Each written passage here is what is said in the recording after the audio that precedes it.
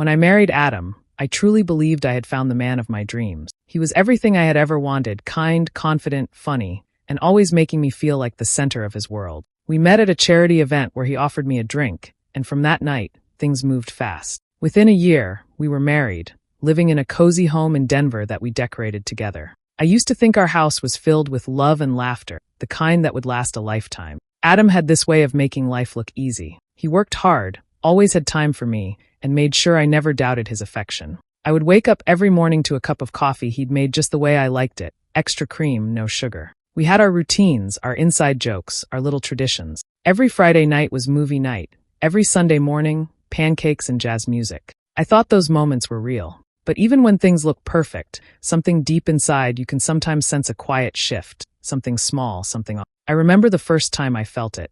Adam had come home late one night, later than usual. He kissed me on the cheek, said he'd been caught up at work, and went straight to the shower. It was normal, believable even. But when I hugged him, there was a faint scent that didn't belong to me, a perfume I couldn't name. I brushed it off. After all, I trusted him completely. Love makes you want to believe, even when you shouldn't. I told myself I was overthinking, that long hours and stress could explain his distant eyes and tired smile. But in the quiet moments, when he wasn't looking, I started to notice little things. His phone always turned face down, his sudden need for privacy, the way he smiled at texts that he never let me see. Still, I kept pretending everything was fine. I laughed at his jokes, cooked his favorite dinners, and kissed him goodnight like always, because I didn't want to believe that the man I'd built my life around could be hiding something. I remember sitting on our porch one evening, watching the sunset, while he typed away on his phone inside. I told myself that we were just going through a rough patch, that love always found a way back. But deep down, I could feel something slipping, something I couldn't hold on to, no matter how hard I tried. Sometimes the truth hides behind smiles and small lies. And at that time, I didn't know how close I was to uncovering a secret that would change everything. I still believed in our marriage, in us. But soon, I'd learn that even the most beautiful life can start to crumble quietly, one secret at a time. After that night, things started to feel different between us. Adam began coming home later than usual, always blaming work. At first, I believed him. He had a demanding job, and late meetings weren't new. But soon, those meetings turned into overnight business trips I had never heard about before. He started dressing better too, wearing cologne more often, and paying attention to his appearance in a way he hadn't in years. When I asked about his schedule, his answers were vague. Just meetings, he'd say, or, you wouldn't be interested, it's all boring office stuff. He used to tell me everything, where he was going, who he was meeting, even the silly things that happened at work. But now, it felt like he was hiding a piece of his life from me. The biggest change came with his phone. Adam had always been relaxed about it, leaving it on the table or bed without a thought. But suddenly, it became glued to him. He kept it in his pocket, even when we were eating. He turned off notifications, set new passwords, and if it rang, he'd step out of the room to answer it. I tried not to jump to conclusions, but I couldn't ignore how uncomfortable he looked whenever I walked in unexpectedly. Then came the perfume incident. It was late one night when he came home from another business dinner. I went to hang up his jacket and caught a soft, floral scent that wasn't mine. It was sweet and unfamiliar, the kind of smell that doesn't come from a restaurant or a hug from a coworker. My stomach turned. I didn't say anything right away, but the thought wouldn't leave my mind. The next morning, I asked him casually, "Were you sitting next to someone wearing perfume last night? Your jacket smells a little different." He laughed, not in a warm way, but in a sharp, dismissive one. "Laura, are you serious? You're getting paranoid," he said, shaking his head. "You've been watching too many crime dramas again." That word, paranoid, hit me like a slap. It wasn't just what he said, it was how he said it. Cold, distant, like I was the one doing something wrong by asking a question. I stayed quiet, not wanting to start a fight, but inside something cracked. After that, I began noticing more signs. The sudden weekend conferences, the messages he'd type quickly and delete even faster, the way he avoided eye contact when I spoke to him. It felt like the man I married was fading, replaced by someone I didn't recognize. Every time I tried to bring it up, he'd change the subject or make me feel guilty for asking. I started doubting myself, wondering if maybe I really was overreacting. But deep down, a small voice kept whispering that something wasn't right, that the man I loved was keeping secrets from me. And that voice only grew louder with time. I tried to push the doubts away, hoping things would go back to how they used to be. I told myself that Adam was just stressed from work, that I was reading too much into small things. But once a thought like that settles in your mind, it doesn't leave easily. It grows quietly, turning every small moment into a question. He began spending more weekends volunteering for extra projects. Adam was never the kind of man who gave up his free time for work before, but suddenly, these projects became a regular thing. He'd leave early on Saturday mornings and come home late Sunday night, tired and distracted. When I'd ask about it, he'd give quick answers like, "We had to meet a deadline," or "I just stayed longer to help the team." It sounded reasonable, but something about his tone always felt off. The phone calls became another thing I couldn't ignore. Whenever I entered the room, he'd stop talking or end the call mid-sentence. Once, I caught a glimpse of a smile on his face as he whispered something softly, but the moment he saw me, his expression changed completely. He locked his phone and pretended it was a client call. I wanted to believe him, but his voice gave away more than his words did. Then there were the receipts.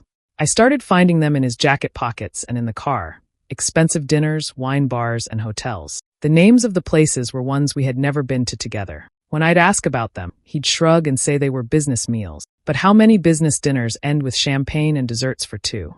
The hardest part was pretending everything was fine. I would lie awake at night, staring at the ceiling, wondering where he really was when he said he was working late. My heart told me the truth, but my mind refused to accept it. I didn't want to be that woman who goes through her husband's things or questions his every move. I wanted to trust him the way I always had. One evening, over coffee, I told my best friend Emily that something didn't feel right. She listened quietly, then said, "Laura, if your gut is screaming, it's probably right." Her words hit me hard because deep down, I already knew she was right.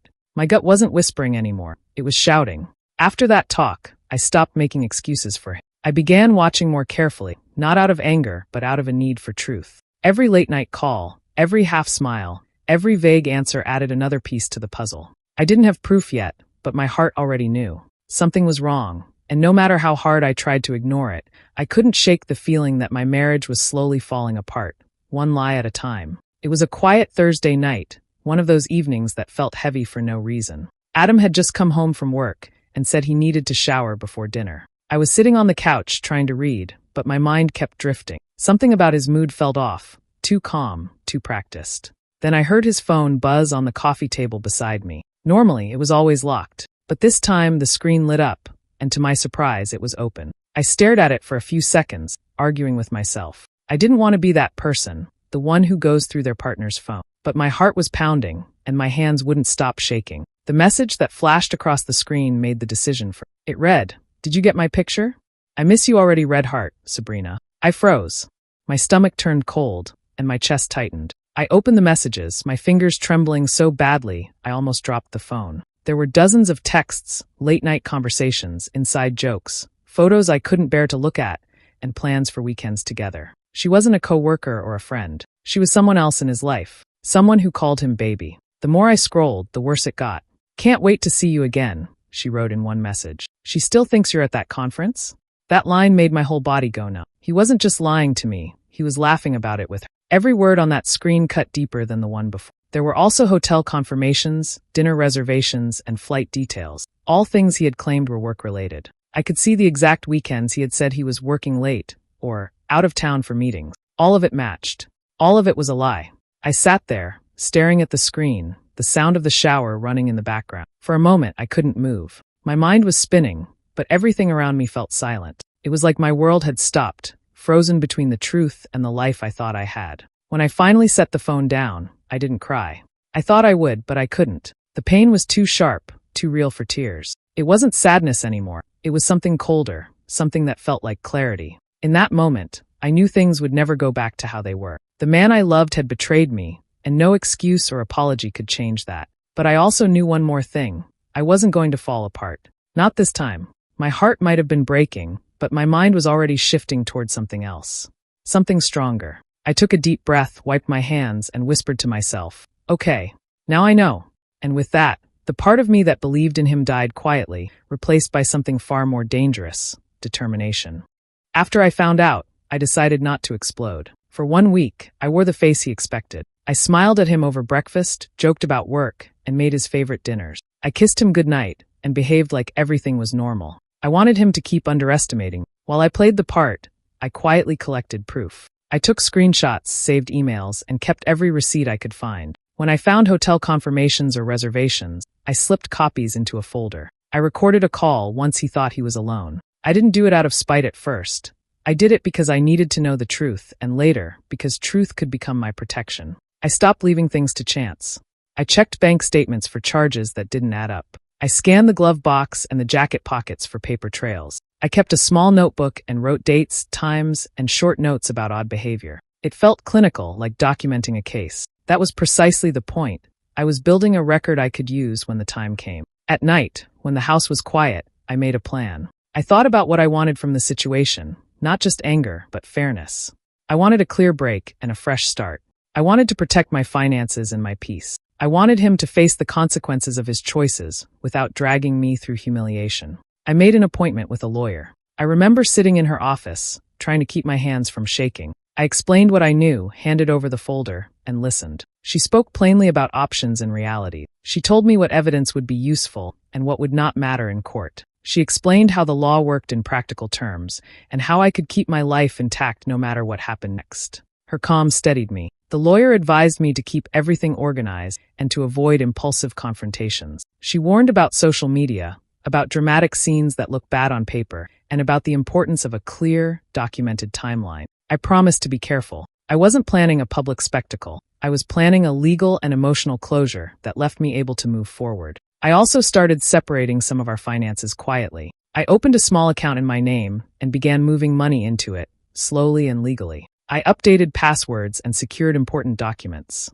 These were practical steps, not spiteful ones. I was preparing for a new chapter, not plotting revenge for its own sake. Every day I kept smiling. I cooked, I laughed. I lived in the small moments, so our home didn't look like a battlefield to the outside world. He never guessed what I was doing in the background. He assumed his lies were safe and that I was blind. That arrogance made it easier to prepare without interference. By the end of the week, I felt different. The shock had faded, replaced by a quiet determination. I had a file, a plan, and a lawyer who knew the facts. I had taken the first practical steps toward reclaiming my life. I wasn't happy, but I was ready.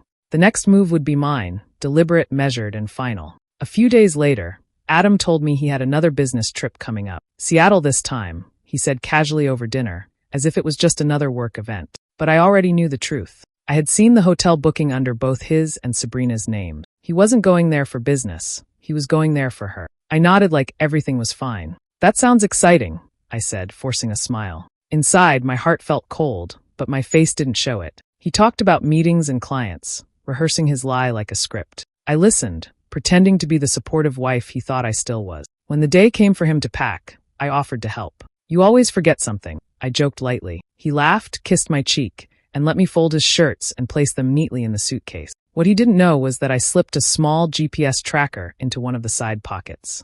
It was hidden well, and I knew it would tell me exactly where he went. The morning he left, he kissed me goodbye like nothing was wrong. I'll call you when I land, he said. Don't stay up too late. I smiled and waved from the doorway, pretending to be the same trusting wife who'd once waited eagerly for his return. But the moment his car disappeared down the street, I turned around and went to my laptop. Within an hour, I booked a flight to the same city, same hotel, and the same dates.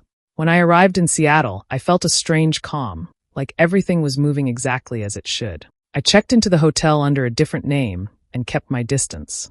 My hands shook slightly as I tracked his location through the app. The little blinking dot showed he was only a few floors away. That evening, I went down to the lobby, pretending to check my phone near the lounge area. And there they were, Adam and Sabrina, sitting together on the couch, holding hands like lovers who had no care in the world. She laughed at something he said, and he looked at her with a softness I hadn't seen in years. My chest tightened, and I felt the burn of betrayal deep inside me. It wasn't just the cheating, it was how easily he could smile while destroying everything we'd built. For a second, I thought about walking up to them, about shouting, about ending it right there. But I didn't. I forced myself to stay still. I reminded myself why I was there, not to cause a scene, not to warn him, but to witness. I wanted proof that couldn't be denied. So, I took out my phone and captured a few quiet pictures, enough to speak the truth later without me saying a word. They looked so happy, unaware that the woman he'd betrayed was standing only a few feet away. I turned and walked back to my room slowly, every step heavy but steady. I didn't cry. I didn't fall apart. I just whispered to myself, almost done. That night, as I watched the lights of the city outside my window, I realized something. This wasn't just about catching him anymore. It was about reclaiming control, the control he thought I didn't have.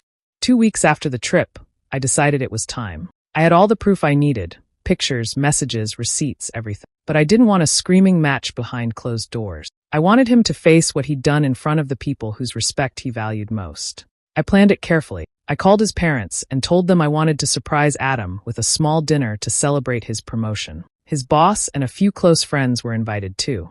Everyone thought it was going to be a warm, happy evening. I cooked, decorated the dining room, and set the table like it was a holiday. Adam had no idea. When he arrived home that evening, he looked relaxed, almost proud. He had his arm around me, smiling like the perfect husband. He greeted everyone warmly, shaking hands and hugging his mother. I could see how confident he felt, how sure he was that his double life was still hidden. It almost made me laugh, not out of joy, but from the irony of it all. Dinner started normally. We all sat around the table, talking and laughing. Adam told a few stories about work, pretending to be the successful, loyal man everyone admired. I watched him closely, waiting for the right moment. When dessert was about to be served, I stood up and said, "Before we end the night, I have something special to show everyone." He looked surprised but didn't question it. He thought it was a slideshow of memories, vacations, birthdays, maybe old pictures of us together. I walked over to the big TV in the living room, took a deep breath, and pressed play. At first, the screen showed a few pictures of us, our wedding, our first home, a few smiles that now felt fake. Then the next slide appeared. Text messages between him and Sabrina. Photos of them in the hotel lobby. Screenshots of their plans, their words, their laughter behind my back. The room went silent. I could feel every pair of eyes shift toward him. His mother covered her mouth, whispering his name. His father looked down, ashamed. His boss stood frozen for a moment before quietly picking up his coat and walking out. No one said a word. The only sound was the quiet hum of the TV as the images changed. Adam didn't move. His face drained of color, and he just sat there, eyes wide, mouth slightly open. He tried to speak, but no words came out. I looked at him and said calmly, "I thought everyone should see who you really are." He stood up suddenly, muttering something about a mistake, but no one believed him. His mother began to cry, and one of his friends shook his head in disbelief. The truth was right there on the screen, undeniable, humiliating. I didn't shout or throw anything. I just turned off the TV, looked around the room, and said, "Dinner's over." Then I walked away. I didn't need to stay to see the rest. The silence behind me said everything. That night, Adam's world began to crumble, and for the first time, I didn't feel powerless. I felt free. The moment the slideshow ended, everything changed. Adam's confident mask shattered. He begged me, pleading for forgiveness, telling half-truths and excuses. He tried to explain, to point fingers, to say it was a mistake. At one point, he dropped to his knees in front of me, eyes full of panic. But words were useless. The proof had already done its work. I had already decided what I needed to do to protect myself. That night, I handed him the divorce papers I'd prepared earlier. I wasn't angry in a loud way. I was steady, tired, and resolute. I told him there was no bargaining, no more lies, and no more pretending. The life we built together was over. He looked stunned, like the choice hadn't truly landed in his chest until it was in ink. In the days that followed, consequences rolled faster than either of us expected. His boss called him in after seeing screenshots that had been forwarded. The company launched an internal inquiry, worried about how his behavior could affect clients and the firm's image. Within a week, he had been put on leave and then let go. Losing his job hit him hard. It was his pride and his livelihood all at once. Sabrina disappeared from his life almost as quickly. Once the evidence was public, she faced her own decision. The messages that had once felt private were now weighty and embarrassing. She distanced herself, claiming she wanted no part of the fallout. Within days, she stopped answering his calls. When he finally reached her, she told him it was over. The same person who seemed so eager to share secret smiles and weekend plans now refused to speak to him in front of other people. His family reaction was quieter, but more painful. His mother stopped answering texts and avoided my calls for a long time. When she did speak, her voice was hollow and guarded. Friends who had once praised him began to pull away. People chose sides or simply chose silence. The network of support he had counted on evaporated, leaving him isolated in a way I had never been. Neighbors talked. Rumors spread to people we knew and to the wider circle that had cheered at our wedding. I did not seek public humiliation, but I did not hide from the truth either. I made sure my steps were legal and measured. I wanted to walk away with my dignity intact, not to watch him suffer for the sake of spectacle. Yet suffering came anyway, as consequence does when someone's choices break trust so completely. I felt a strange mix of relief and sorrow. Losing him felt like losing a part of my past, even if that part had been built on lies. I grieved not just for the marriage, but for the version of us that might have been. At the same time, I was grateful to step out of a life where secrets lived in the corners. He called, sent messages, begged for another chance. I read them, then filed them away. My answer was final. I wanted a clean break and a future I could shape without betrayal shadowing every decision. The hard work of rebuilding began, and though it hurt, I felt steadier by the day. The lesson he learned was sharp and personal. Choices have costs, and some losses cannot be easily repaired. The months after the divorce were some of the hardest of my life. The house that once felt warm now felt empty, filled with reminders of what I'd lost. Every corner held a memory: the couch where we watched movies, the kitchen where we laughed over burnt pancakes. I knew I couldn't heal there. So, I sold the house, packed what truly mattered, and left Denver behind. I drove until the mountains turned into coastline, and the air smelled like salt and pine. I found a quiet town in Oregon, small but peaceful, with streets lined by art shops and cafes. The ocean was just a short walk away, and the sound of the waves at night made it easier to breathe. I rented a small cottage and began rebuilding my life from scratch. For the first few weeks, it felt strange to be alone. I'd wake up expecting someone beside me, or reach across the table for a second cup that wasn't there. But as time passed, the silence became comforting instead of heavy. It was a silence I chose, one filled with peace instead of secrets.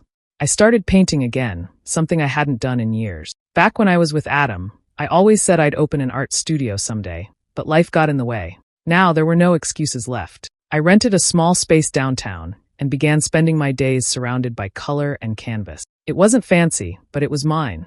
At first, it was just a few people walking in to browse or talk. Then slowly, more visitors came. Some bought pieces, others signed up for classes I started offering on weekends. Watching people find joy in creating something with their own hands made me feel alive again. For the first time in a long time, I was doing something that gave me purpose.